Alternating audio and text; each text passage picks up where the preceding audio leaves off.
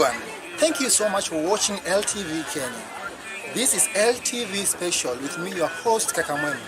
And today, we want to talk about balancing between business and studies. And I am somewhere around Maseno University, where I will have an interview with one of the students who has a business, because we want to know how they manage to balance between the two of them. Come on, let's do this together. Alright, thank you everyone for watching LTV, and this is LTV Special with me, your host Kakamwema. And today we're gonna talk to this man who has been able to balance between business and study. So, thank you so much for allowing us to talk to you. Now tell us who you are and what services you offer. I'm June Seti, third year student in the School of Arts and Social Sciences. We partnered with one of my friends, and we've been able to offer services, cyber cafe, and also clothing as a boutique. That is the little love. But we also offer services of art, as in we do each and everything. We do art, spray paint, portraiture, written, both written and that, and the visuals. So you said you're a Moseti. So this is a partnership. Yeah, partners. How many people?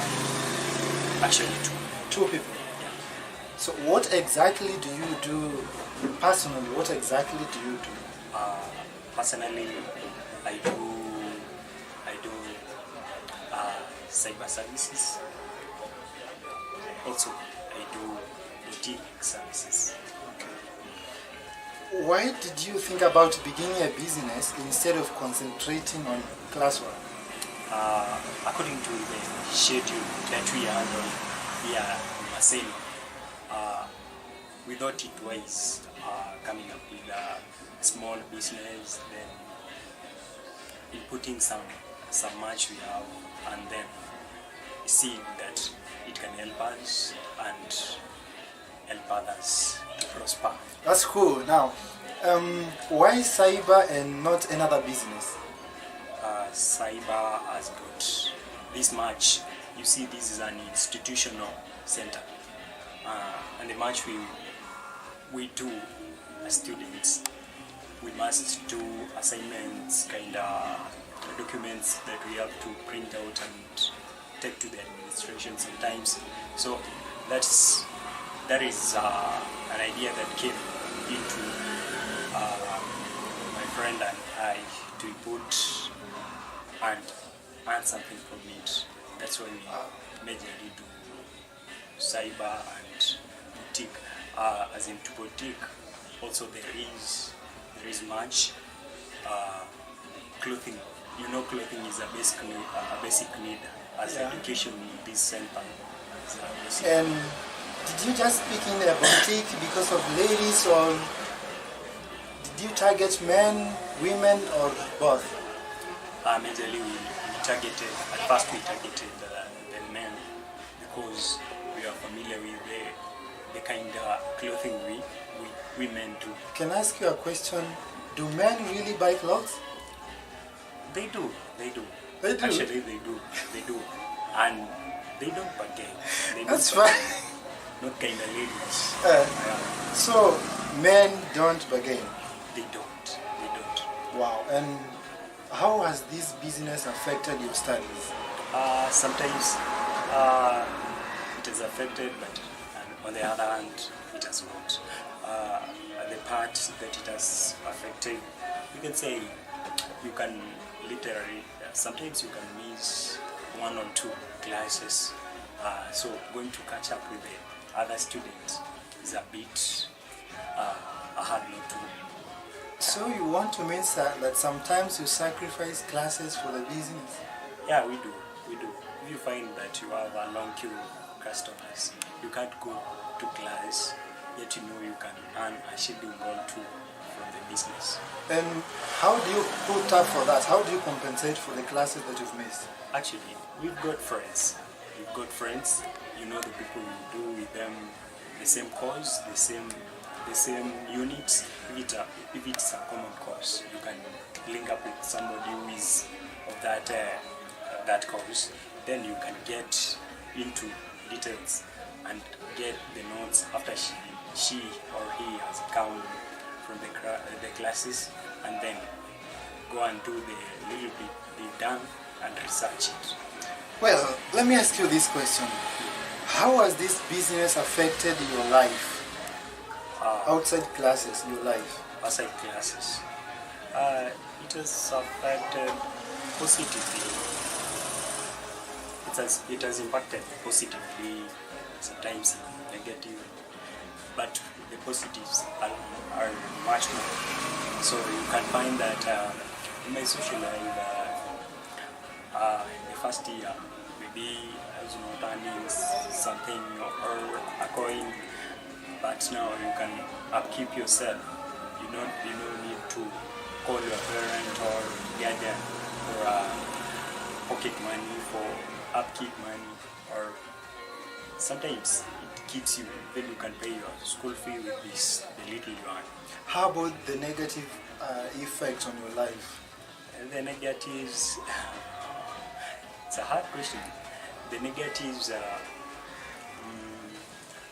sometimes you may, the lineup for customers you have is too long sometimes. So coping up with each and every customer, sometimes you get that maybe your machine has a problem, then you need to travel to further distance.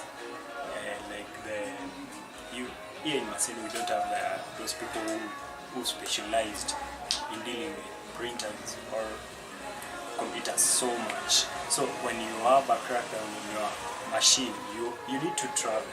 You need to travel either to Nairobi or at other towns to come up with, to go and meet those people and do services for your check up on your machine. Now that's cool. Can I ask you, why specifically did you begin the business? To get money for sustenance, or why did you begin this business?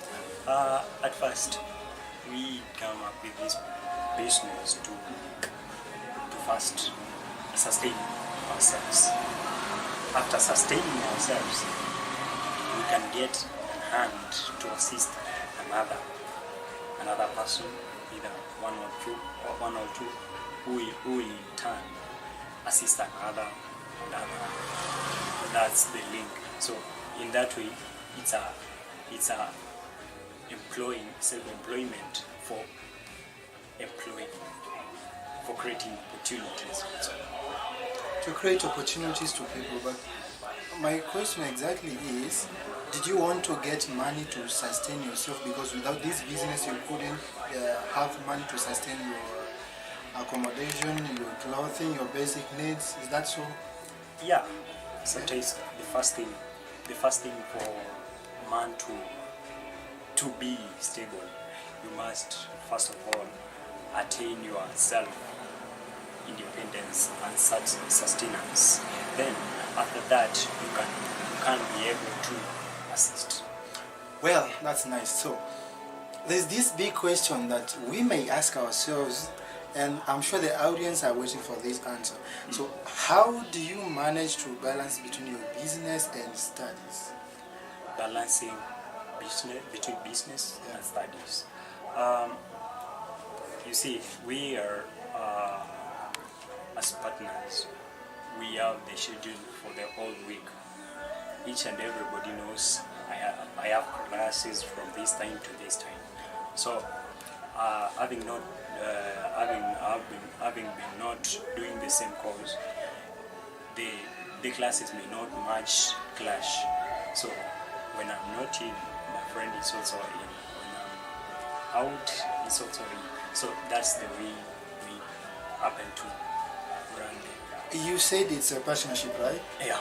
Now, assuming that you and your friend as not around, how do you manage to have the business open?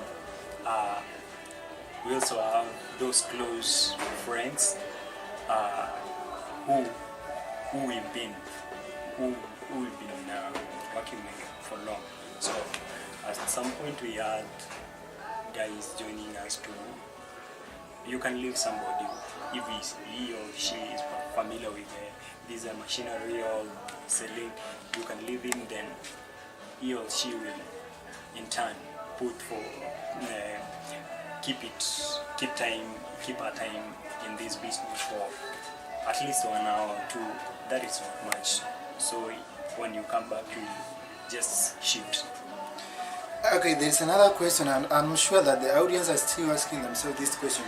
How long does it take to trust a person to leave them with your business when you're away? How long does it take to believe that person, to have trust in that person? It takes quite long. You may be with a person for quite some time to learn his character, he or she. You know, there is this habit of people maybe you know somebody by face, then you live in your business. That can happen. But if you live with somebody and you stayed for long with him or she, you will be able to know this man.